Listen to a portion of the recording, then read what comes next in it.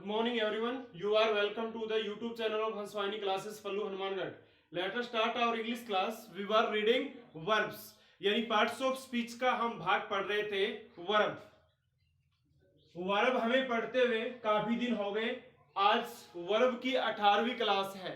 कुछ एक स्टूडेंट्स कहते हैं कि आप डीपली ज्यादा जा रहे हैं या कहते हैं वर्ब हमें आती, तो ऐसा कुछ नहीं है। बिल्कुल आपको वर्ब आती है और डीपली भी जाना जरूरी है। वर्ब ऐसा ही भाग, देखो वर्ब की 17 आज 18वीं क्लास है वर्ब की, और आपको इस क्लास को डिटेल से समझना है तो आप इस वीडियो को अंत तक जरूर देखें। आज हम बात करने वाले हैं जेरेंड और पार्टिसिपल की। क्या पढ़ेंगे हम? जेरेंड और पार्टिसिपल। कल हमने पढ़ा था इन्फिनिटिव। क्या पढ़ा था? इन्फिनिटिव। और आज बात करेंगे अपनी जेरेंड और पार्टिसिपल की। ये किसके भाग है? नॉन फाइनाइट वर्ब के ही भाग है। यानी वर्ब को आप दो भागों में बांटते हैं, फाइनाइट और नॉन फाइनाइट। उसके बाद आप ये जो आपकी नॉन फाइनाइट है उसे भी तीन भागों में बांटते हैं, इन्फिनिटिव,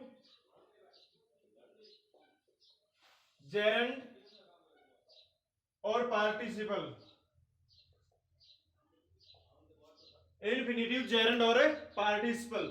और इन्फिनिटिव जो आपने कल पढ़ी है दो प्रकार की है, एक तो फुल इन्फिनिटिव और दूसरी बेयर, यानी इसमें के साथ टू लगा होता है, टू प्लस बेस फॉर्म, और ये बिना टू यानी सीधी। और ये जेरेंड है आईएनजी वाला, ये आज हम पढ़ने वाले हैं। और पार्टिसिपल, पार्टिसिपल भी आपके दो प्रकार का है, प्रेजेंट और पास्ट। प्रेजेंट पार्टिसिपल और पास्ट पार्टिसिपल। तो ये तो टू बेस फॉर्म था, ये सीधी बेस फॉर्म है, ये बेस फॉर्म में आईएनजी है और यही बेस फॉर्म में आईएनजी है, ठीक है। और ये है थर्ड फॉर्म। अगर और किसी में नहीं दिक्कत, न इसमें दिक्कत है, न इसमें दिक्कत है, और न इसमें दिक्कत है जेरेंड में। एक तो जेरेंड और एक प्रेजेंट पार्टिसिपल, दोनों एक जैसे हैं, बेस फॉर्म में आईएनजी और बेस फॉर्म में आईएनजी। यानी जेरेंड और प्रेजेंट पार्टिसिपल बेस फॉर्म में आईएनजी है, तो आपको कैसे पता चलेगा कि कौन सा आपका जेरेंड है और कौन सा आपका पार्टिसिपल है? तो स्टूडेंट्स, इस बात को जानने के लिए आप इस क्लास को अंत तक देखें। और आज हम इन्हीं को पढ़ने वाले हैं, यानी कल इन्फिनिटिव पढ़ लिया, आज जेरेंड और पार्टिसिपल का हम अध्ययन करेंगे। और आप जब तक कि अपने इसको शुरू करते हैं उससे पहले आप वीडियो को लाइक करें। अगर आपने चैनल सब्सक्राइब नहीं किया तो आप चैनल सब्सक्राइब करें, और नए वीडियो की नोटिफिकेशन के लिए आप बेल आइकन क्लिक करें। तो चलते हैं हम आज अपने भाग जेरेंड के अंदर। किसमें? जेरेंड के अंदर चलते हैं। जेरेंड एंड पार्टिसिपल की आज हम बात करते हैं। पढ़ क्या रहे हैं? हम नॉन फाइनाइट वर्ब पढ़ रहे हैं, नॉन फाइनाइट वर्ब पढ़ रहे हैं। और आज हम पढ़ेंगे जेरेंड और पार्टिसिपल।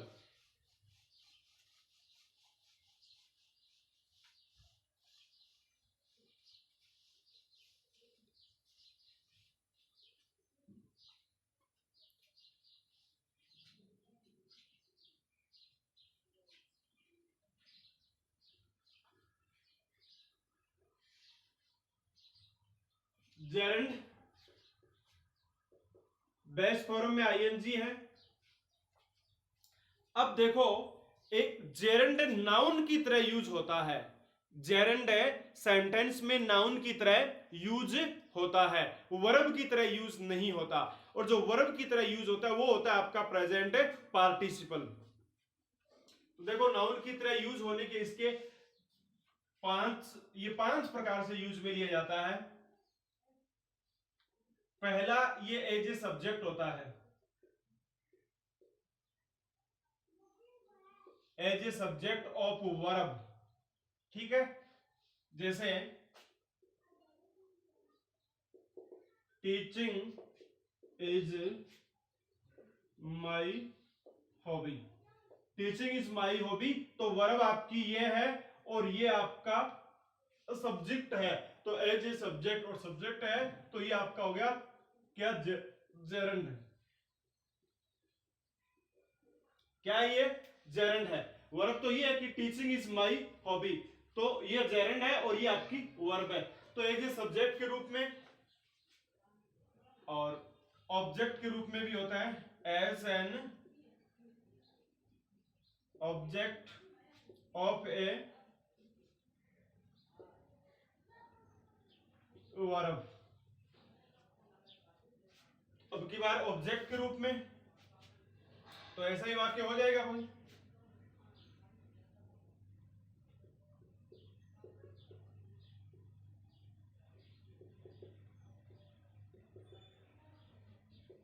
I like swimming. अब देखो लाइक माने पसंद करना, वर्ब तो ये है, उसी प्रकार से यहां ये वर्ब थी तो ये आपका सब्जेक्ट हो गया, नाउन की जगह काम में आ रहा है ना। एज ए ये नाउन की तरह यूज में लिया जा रहा है। ये मान लो आप नाउन के रूप में काम में लिया जा रहा है। या तो आपका सब्जेक्ट क्या हो सकता है, नाउन, और या फिर प्रोनाउन। तो प्रोनाउन ये है नहीं तो ये नाउन है, ठीक है।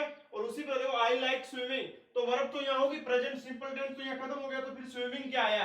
अगर आई एम स्विमिंग होता तो कहते अपने ये वर्ब, ये तो वर्ब नहीं है भाई, ये आपका क्या है, जेरंड है। ये नाउन की तरह, जैसे I like car, I like shirt, I like pen, I like orange, उसी प्रकार ये स्विमिंग है, ठीक है। तो ये आपका जेरंड है। तो इस यानी यहां पर ये जेरंड यूज हुआ किसके रूप में, सब्जेक्ट के रूप में, और यहां ऑब्जेक्ट के रूप में।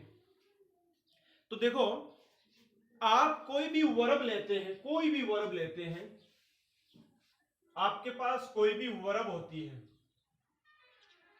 जैसे कोई भी उदाहरण आपके दिमाग में आ रहा है, रीड आ गया, इसका अर्थ क्या हुआ, पढ़ना। हिंदी अर्थ पढ़ना ले रहे हैं ना अपना। अब आप ये सोचिए कि आप इसका पढ़ना हिंदी अर्थ बता रहे हैं, क्या बता रहे हैं, अपने हिंदी में समझ लो। आप हिंदी में समझ लोगे तो बेटर रहेगा। रीड पढ़ना हिंदी अर्थ है, और वर्ब का प्रयोग हम कहां काम में लेते हैं, टेंस में लेते हैं ना, भी टेंस में इसका काम लेते हैं। तो टेंसों में हम इन वर्ब को काम में लेते हैं। तो किसी भी टेंस में क्रिया के अंत में ना आता है क्या, जैसे मान लो आप वाक्य बना रहे हैं, राम इज रीडिंग, या फिर राम रेड, या राम हैज रेड, या फिर राम रीड्स। ये पास्ट सिंपल है, राम रेड, राम पढ़ा, यानी सेकंड फॉर्म है। ये राम पढ़ रहा है, राम पढ़ा, राम पढ़ चुका है, राम रीड्स, राम पढ़ता है। क्या भाई किसी में ना आया क्या, पढ़ना ना आया क्या, ये टेंस के वाक्य, present continuous, past simple, present perfect, और ये क्या आपका प्रेजेंट सिंपल है। तो प्रेजेंट के तीनों वाक्य और पास्ट का भी है। आपने 4 वाक्य लिख दिए, चारों में रीड वर्ब है। क्या कहीं रीड का अर्थ पढ़ना है क्या, यानी आप अर्थ काम में ले रहे हो क्या, पहले में क्या ले रहे हो कि राम इज रीडिंग, राम पढ़ रहा है, क्या कर रहे हो, राम पढ़ रहा है, पढ़ना तो नहीं बोला आपने। राम रीड, राम पढ़ा, पढ़ना नहीं बोला। राम हैज रीड, राम पढ़ चुका है, तो भी आपने ना नहीं बोला। राम रीड्स, राम पढ़ता है, तो भी आपने ना नहीं बोला। मतलब टेंसों में तो ये ना तो आता ही नहीं है, और जहां ये ना आता है वहां पर ये वर्ब नहीं होती, वहां पर ये एज ए नाउन के रूप में काम में लिया जाता है। और अब आप आइए इधर, यहां आपने रीड लिखा है, यहां टीचिंग लिखा है, टीचिंग की जगह आप रीडिंग लिख दो, यानी आप वर्ब लिख दो। ये लो जी। अब देखिए यहां पर क्या अर्थ होगा, बिल्कुल यहां पढ़ना ही अर्थ होगा। यहां तो होगा पढ़ना मेरी रुचि है, पढ़ना मेरी रुचि है, परंतु इन चारों में टेंसों में ना नहीं आ रहा है और इसमें आ रहा है। तो ये मान के चलो 99%, 99% यदि कोई क्रिया ना अर्थ दे रही है तो वो नाउन के रूप में काम में आ रही है, और वो है जेरंड। आपका क्या है, जेरंड, जिसमें आईएनजी लगा हुआ है। तो पढ़ना मेरी रुचि है। उसी प्रकार आई लाइक स्विमिंग, मुझे तैरना पसंद है, मुझे तैरना तैरना आ रहा है, ठीक है। तो ये चीजें आपको ध्यान में रखनी है, यानी वर्ब में ना नहीं आता, ना आता है नाउन में, जो जेरंड के रूप में काम में ली जाती है। तो ये आपके वाक्य हैं। रीड इज माई हॉबी, एक जैसे मान लो वाक्य ये हो गया आई लाइक स्विमिंग, है। तो इस प्रकार के आपके जो वाक्य हैं ये इसमें सब्जेक्ट के रूप में और इसमें ऑब्जेक्ट के रूप में आपका जेरंड काम में आ रहा है। आगे हम पढ़ते हैं, 2-3 यूज और है जेरंड के।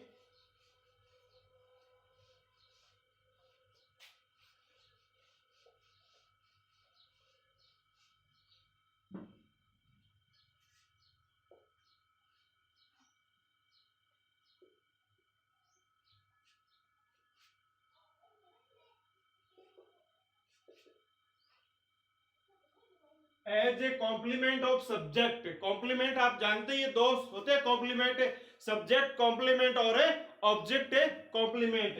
तो ये आपका सब्जेक्ट का कॉम्प्लीमेंट है, तो सब्जेक्ट का कॉम्प्लीमेंट होगा तो यहां आपका सब्जेक्ट है और ये यहां आपकी क्या होगी वर्ब है और यहां आपका क्या आ जाएगा कॉम्प्लीमेंट आ जाएगा, ठीक है।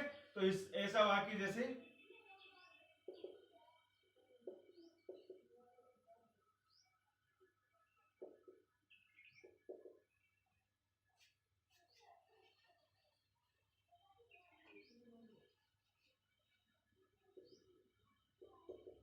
ई हटाकर आईएनजी लगा दो, बिलीविंग। देखो क्या है, seeing is believing, seeing is believing.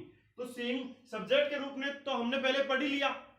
पहला रूल क्या था, as a subject of verb, तो ये वर्ब का सब्जेक्ट हो गया। अब हम क्या पढ़ रहे हैं, as a complement of subject, तो ये तो आपका सब्जेक्ट है और ये आपकी वर्ब है और ये इसका कॉम्प्लीमेंट इसे पूरा कर रहा है, यानी देखना ही विश्वास करना है, देखना ही विश्वास करना है। तो ये आपका क्या हो गया कॉम्प्लीमेंट है। और जब ये कॉम्प्लीमेंट है तो ये क्या है आपका जेरंड है। क्या है ये जेरंड है, इस चीज को आपको ध्यान में रखना है। जेरंड किसका भाग है, नॉन फाइनाइट का भाग है भाई, नॉन फाइनाइट का भाग है। वर्ब का नॉन फाइनाइट, फाइनाइट का जेरंड, और यहां पर ये कॉम्प्लीमेंट के रूप में काम में आ रहा है कि seeing is believing, seeing is believing, देखना ही विश्वास करना है। ये तो सब्जेक्ट यानी जेरंड तो ये भी है, जेरंड तो ये भी है, परंतु इसका रूल तो हमने यानी ये तीसरा है, पहले में कर ही लिया कि एज ए सब्जेक्ट, तो ये तो एज ए सब्जेक्ट है, उसके बाद हमने किया एज ए ऑब्जेक्ट, और तीसरा क्या कर रहे हैं as a complement of subject, यानी आपके सब्जेक्ट का कॉम्प्लीमेंट। कॉम्प्लीमेंट दो होते हैं, एक तो ऑब्जेक्ट का कॉम्प्लीमेंट होता है और एक सब्जेक्ट का कॉम्प्लीमेंट होता है। अब अपने इससे आगे बात करते हैं चौथे तरीके की। चौथे तरीके में ऐसा होता है कि आपके पास कोई प्रीपोजिशन होता है और ऐसी कंडीशन होती है लगभग वाक्य के अंत में, ठीक है।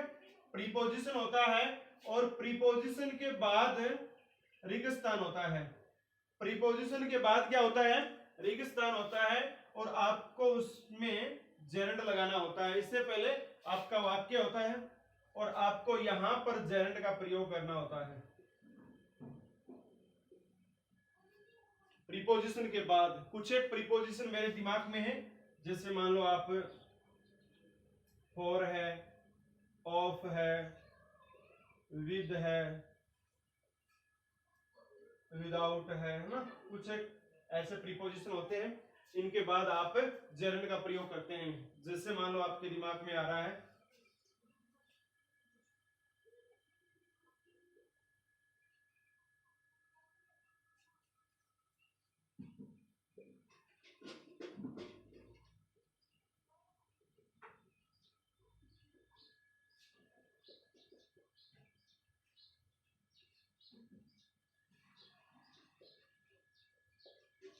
दो आईएनजी है, Neha is running without stopping, Neha दौड़ रही है विदाउट स्टॉपिंग, बिना रुके।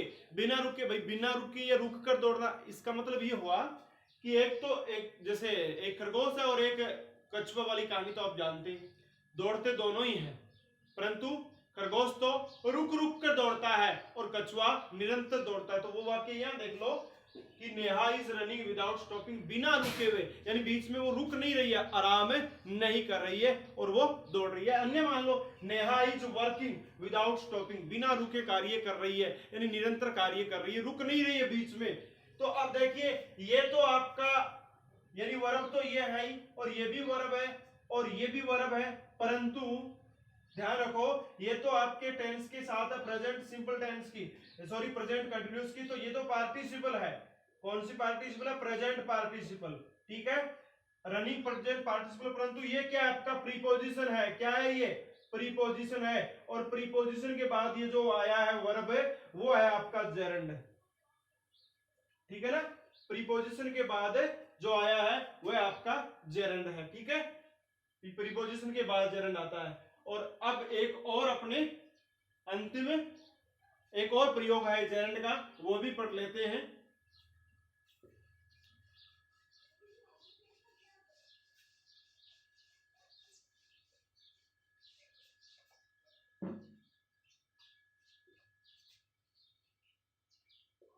इसमें ये लगभग है पजेसिव एडजेक्टिव। एडजेक्टिव कौन सा होता है आपका? पजेसिव। और इसके तुरंत बाद जो शब्द यूज होता है वो क्या होता है आपका? जेरंड। जेरंड का मतलब क्या? बेस फॉर्म में आईएनजी है।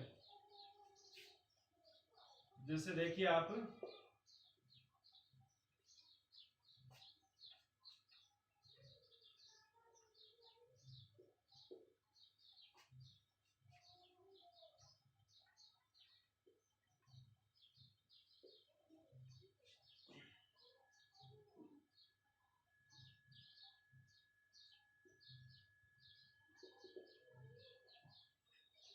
पजेसिव एडजेक्टिव माई है, माई एडजेक्टिव है, एडजेक्टिव वाले भाग में बताया था आपको, माई प्रोनाउन नहीं है, क्या है? एडजेक्टिव है।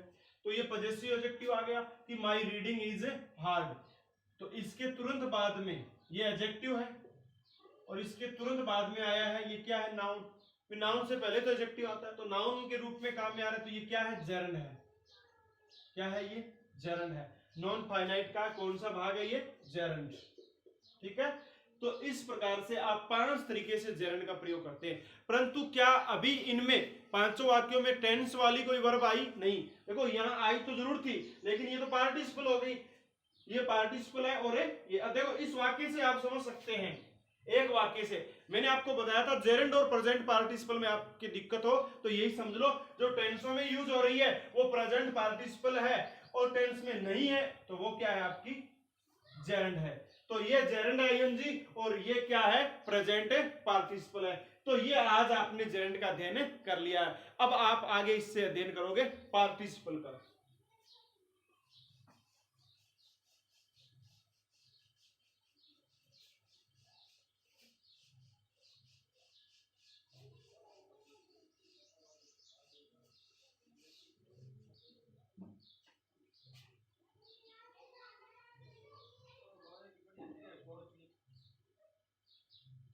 पार्टिसिपल जो 2 प्रकार का है, प्रेजेंट पार्टिसिपल और पास्ट पार्टिसिपल।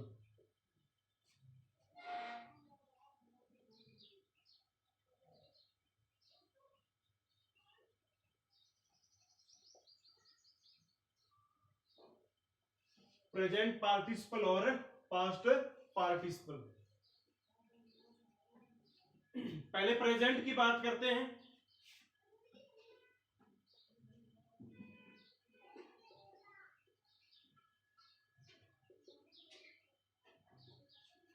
प्रेजेंट पार्टिसिपल क्या है? बेस फॉर्म में आईएनजी, और पास्ट विद थर्ड जिसे हम कहते हैं।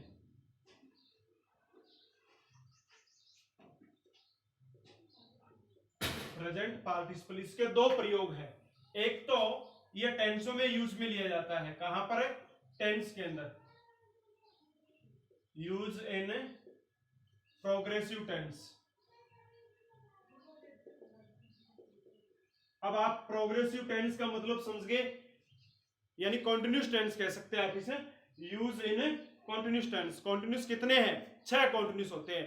प्रेजेंट कॉन्टिन्यूस और present perfect continuous, past continuous और past perfect continuous, future continuous और फ्यूचर परफेक्ट कॉन्टिन्यूस। 6 के अंदर जो आईएनजी यूज में ली जाती है वो क्या आपकी प्रेजेंट पार्टिसिपल है। तो देख लीजिए, Ram is reading, Pooja was dancing, I am playing,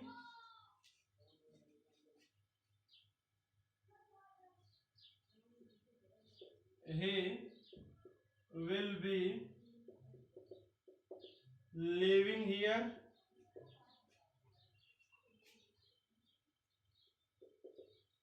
Dinesh has been teaching,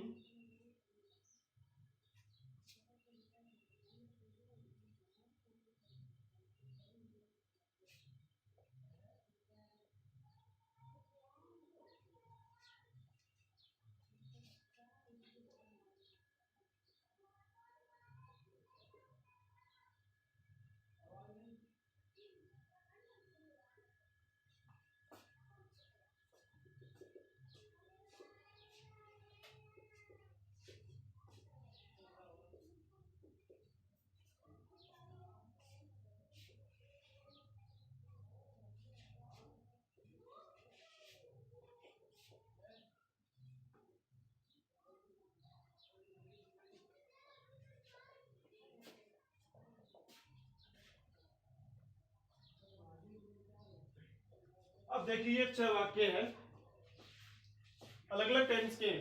present continuous, past continuous, future continuous. ये भी प्रेजेंट कॉन्टिन्यूस का ही है।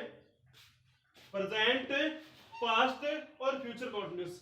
Present perfect continuous has been, had been past perfect continuous, और हैव बीन, लिविंग, ये हो गया future perfect continuous. अब इनमें देखो, reading, dancing, playing, teaching, living, cutting, living, ये जो अंडरलाइन कर रखे हैं सारे के सारे क्या है? पार्टिसिपल है। क्या है आपके?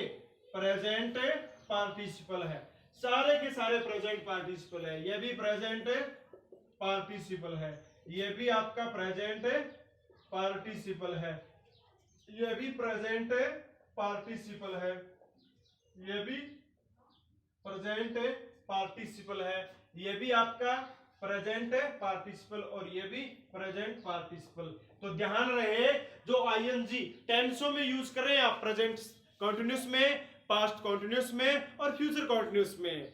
Present perfect continuous, past perfect continuous और फ्यूचर परफेक्ट कॉन्टिन्यूस। तो ये आपका प्रोग्रेसिव भाग होता है, और इस प्रोग्रेसिव भाग में जो भी आईएनजी आती है वो आपकी क्या है? प्रेजेंट पार्टिसिपल है। क्या है ये? प्रेजेंट पार्टिसिपल है।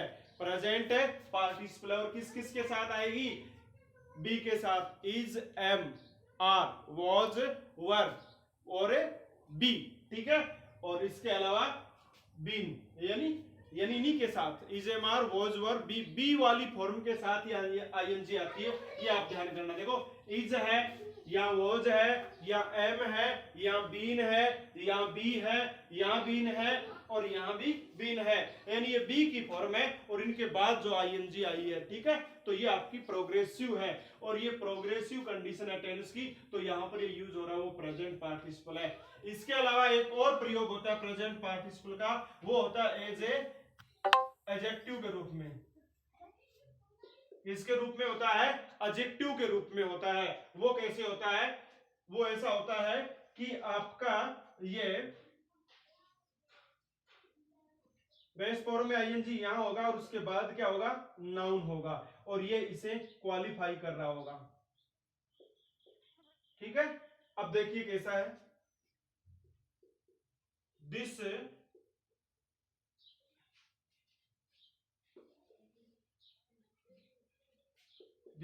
Is an interesting story. This is an interesting story. ये एक रुचिकर कहानी है, रोचक कहानी है। देखो बेस फॉर्म में आईएनजी लगा हुआ है और इसके बाद क्या है, नाउन है, और ये इसे क्वालिफाई कर रहा है, और क्वालिफाई कर रहा है तो ये एडजेक्टिव काम में आ रहा है कि नहीं आ रहा? एडजेक्टिव काम में आ रहा है तो ये क्या है, आपका पार्टिसिपल है, ठीक है ना। ये क्या है, पार्टिसिपल। तो एडजेक्टिव के रूप में और खुद वर्ब के रूप में, यानी यहां पर तो ये वर्ब के रूप में काम में आ रहा है, ठीक है, और यहां पर ये किसके रूप में काम में आ रहा है, एडजेक्टिव के रूप में काम में आ रहा है। तो जब फर्स्ट फॉर्म में आईएनजी वर्ब और एडजेक्टिव के रूप में काम में आ रहा है, तब तो आपका क्या है, प्रेजेंट पार्टिसिपल है। और ये नाउन के रूप में काम में आ रहा है तो वो क्या है, जेरंड, जो हम अभी पढ़ के आए हैं। यानी इससे प्रेजेंट पार्टिसिपल से पहले हमने जेरंड पढ़ा है, जहां नाउन के रूप में काम में लिया जाता है। देखिए दिस इज एन इंटरेस्टिंग, देखो इज इंटरेस्टिंग नहीं है ये दिस इज, यानी ये आप सोच रहे हैं कि इज के साथ बेस फॉर्म में आईएनजी आया, ये क्या हो गया, इसी के अनुसार हो गया टेंस, ऐसा नहीं है। देखो ये इज, दिस इज, ये है इंटरेस्टिंग स्टोरी, रुचिकर कहानी या रोचक कहानी। उसी प्रकार जैसे दिस इज ए पेन, यानी ये ऐसा वाक्य, देखो this is a good story, ऐसा वाक्य मान लो आप ना, दिस इज, तो दिस इज एक की जगह मान लो आया ए कर दिया, इंटरेस्टिंग जगह गुड कर दिया, तो ऐसा वाक्य है। इस और इस वाक्य में कोई फर्क नहीं है पैटर्न की दृष्टि से। तो ये आपकी जो इंटरेस्टिंग है, जो नाउन से ठीक पहले आ रही और नाउन की विशेषता बता रही है, एडजेक्टिव है, और एडजेक्टिव है तो ये पार्टिसिपल है। कौन सा पार्टिसिपल, प्रेजेंट पार्टिसिपल। तो अब आपने ये दो यूज पढ़े हैं प्रेजेंट पार्टिसिपल के, 5 यूज पढ़े हैं जेरंड के, और 2 यूज पढ़े हैं प्रेजेंट पार्टिसिपल के। तो अब बढ़ते हैं हम अपने अगले पार्टिसिपल में, और अपना अगला पार्टिसिपल कौन सा है, पास्ट पार्टिसिपल।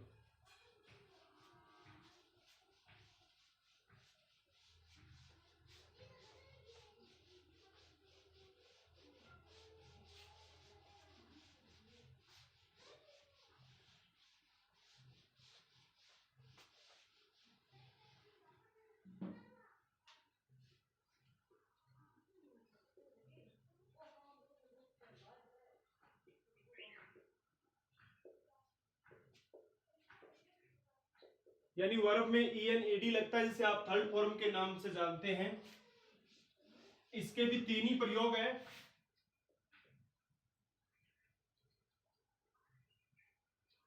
एक तो यह है परफेक्टिव के अंदर काम में लिया जाता है। जब ये परफेक्टिव में काम में लिया जाता है तो हैव प्लस होता है। एक इसका प्रयोग पैसिव फॉर्म के रूप में काम में लिया जाता है, पैसिव के रूप में, तब क्या होता है, ये बी प्लस थर्ड होता है। और एक ये एडजेक्टिव के रूप में काम में लिया जाता है।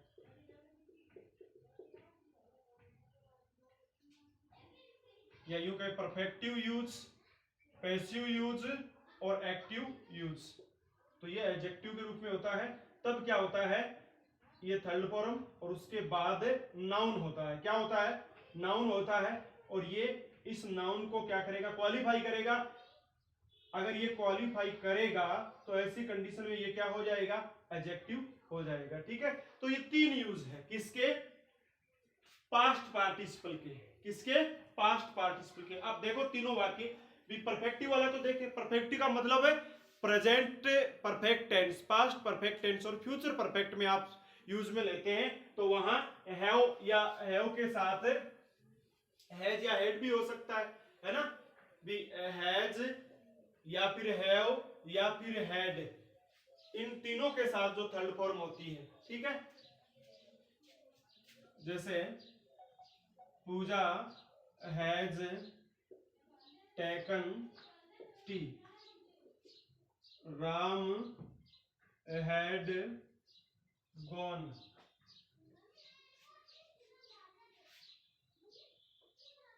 दे हैव गॉन, इस प्रकार से मान लो आप, ठीक है। टेकन, गॉन और ये गॉन, हैव, हैज, हैड आया है, ये आपका पार्टिसिपल है। और कैसा पार्टिसिपल है, ये आपका past participle, past participle, past participle, ठीक है। तो एक तो ये परफेक्टिव के अंदर आता है, हैज, हैव, हैड के साथ थर्ड फॉर्म, ठीक है। और दूसरा पैसिव फॉर्म, पैसिव में बी प्लस थर्ड। तो जैसे एक्टिव से हम पैसिव बनाते हैं, तो पैसिव वाक्य के अंदर जो थर्ड फॉर्म होती है, देखो थर्ड फॉर्म कहीं पर भी हो, वो आपका केवल और केवल क्या है, पास्ट पार्टिसिपल है। क्या है वो, पास्ट पार्टिसिपल है। ये आपके तीन प्रकार से यूज में ली जाती है। तो पहला यूज तो ये हो गया परफेक्टिव वाला, दूसरा पैसिव वाला, जैसे मान लो चेस इज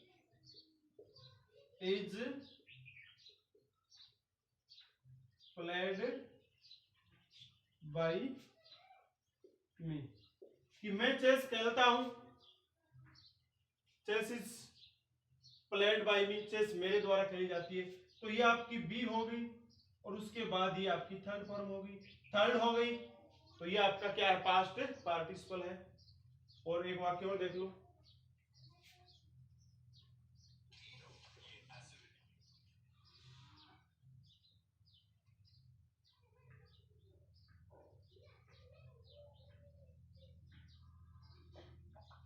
बायस, चाय हमारे द्वारा पी ली गई है। तो ये आपकी क्या है, बी फॉर्म है। और उसके बाद ये यूज हुई, वो थर्ड फॉर्म है ना।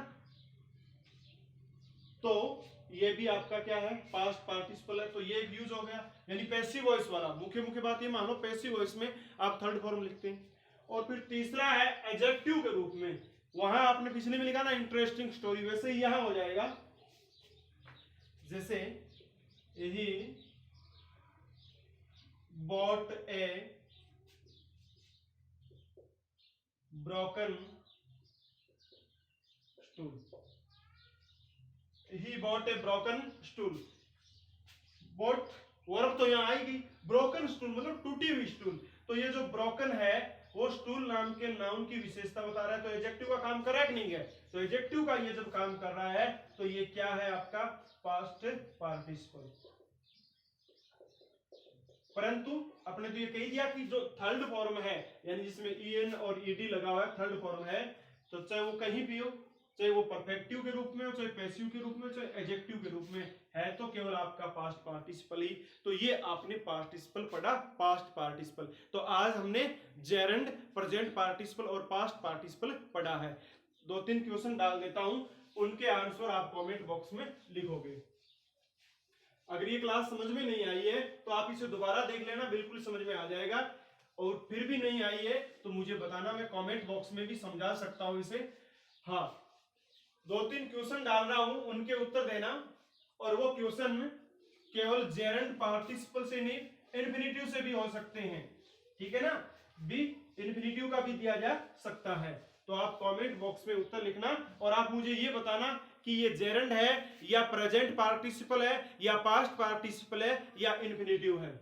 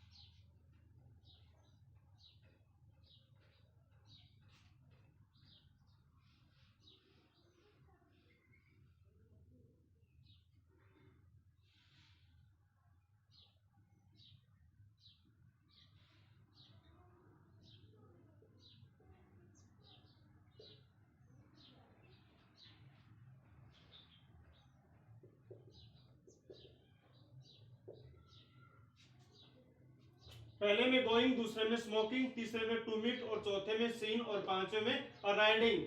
आपको उत्तर में बताना है पहले में क्या है, जेरंड या पार्टिसिपल। पार्टिसिपल है तो कौन सा, प्रेजेंट पार्टिसिपल या पास्ट पार्टिसिपल। दूसरे में, तीसरे में क्या है, चौथे में क्या, पांच। तो तीनों में से यानी नॉन फाइनाइट का कोई भी भाग हो सकता है। नॉन फाइनाइट के तीन भाग है, इन्फिनिटिव, जेरंड और पार्टिसिपल। ठीक है, इन्फिनिटिव दो है, फुल और बेयर। पार्टिसिपल भी दो है, प्रेजेंट और पास्ट। तो आपके लिए कितने हो गए, 1 2 3 4 5। इन 5 में से कौन सा क्या है, ये आप सारी बातें कमेंट बॉक्स में लिख के बताओगे। आपने इस क्लास को अंत तक देखा, इसके लिए आपको बहुत बहुत धन्यवाद। आज हमारी वर्ब की क्लास यहाँ संपन्न होती है।